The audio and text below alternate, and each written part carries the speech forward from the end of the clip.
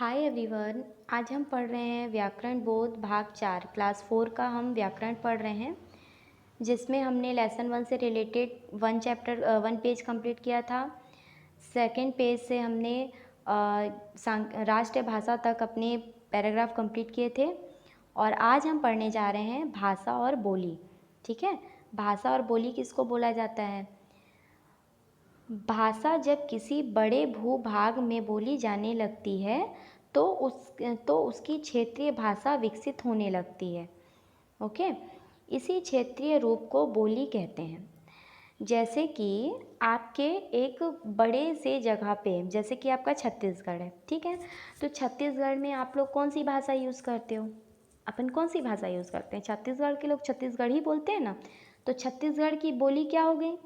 छत्तीसगढ़ी हो गई, है ना।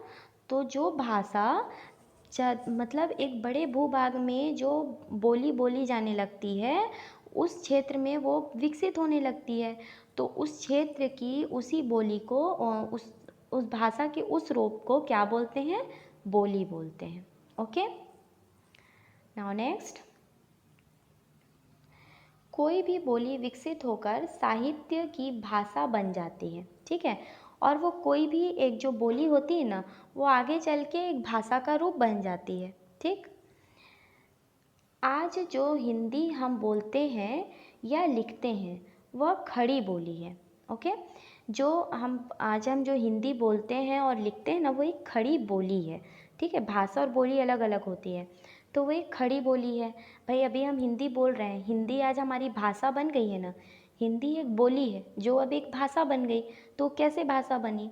तो हिंदी एक खड़ी बोली थी जो अब भाषा बन गई है। इसके पूर्व अवधी, ब्रज, मैथिली आदि बोलियां भी साहित्यिक भाषा में पद पर आसीन हो चुकी हैं। इसके पहले, है ना, इसके पहले मतलब हिंदी से पहले क्या क्या भाषाएं यहाँ पे आ गई थी, मतलब कौन कौन सी बोली आ गई थी खड़ी बोली के पहले? तो अवधी, ब्रज, मैथिली, है ना, ये सारी बोलियां भी साहित्य में अपना स्थान बना चुकी थी। ओके, सो आई होप कि आपको समझ में आया होगा कि भाषा और बोली में क्या अंतर है। भाषा और बोली, भाषा एक बड़े शहर में बोली जाती है, मतलब एक बड़ी सी जगह में जो बात की जाती है, जो जैसे यहाँ लिखा हुआ है, भाषा जब किसी बड़े भूभाग में बोली जाने लगती है तो उसकी क्षेत्रीय भाषा विकसित होने लगती है। जब आप किसी से भी कोई भी ढंग से किसी भी बोली में बात करोगे तो वो बोली बढ़ने लगती है ना, आपके साथ साथ और लोग भी बोलने लगते हैं, तो वो आगे चल के क्या बन जाती है? उस क्षेत्र की बोली बन जाती है। और वही बोली आगे चल के क्या करती है? एक भाषा के रूप में कन्वर्ट हो जाती है, भाषा बन जाती है।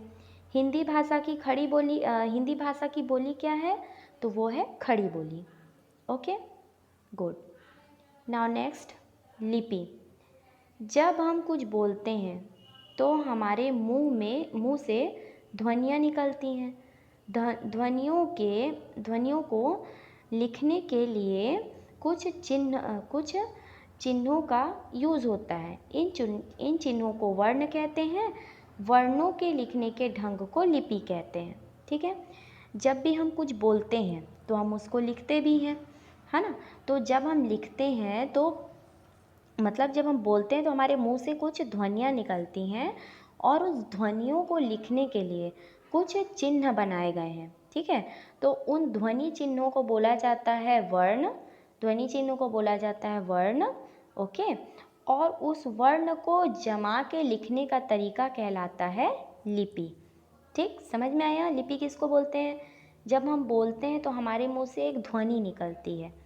ध्वनि से निकले हुए चिन्ह को लिखने के लिए, जो ध्वनि से जो निकलते हैं ना चिन्ह, उनको बोला जाता है वर्ण।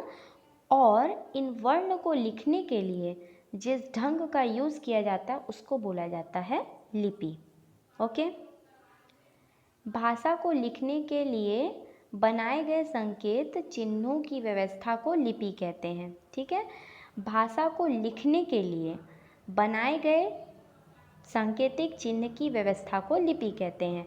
आप जिस ढंग से अपनी भाषा को लिखते हो ना, उस ढंग को लिपि बोला जाता है। ओके, सो आई होप कि आप सबको समझ में आया। So thank you and keep smile.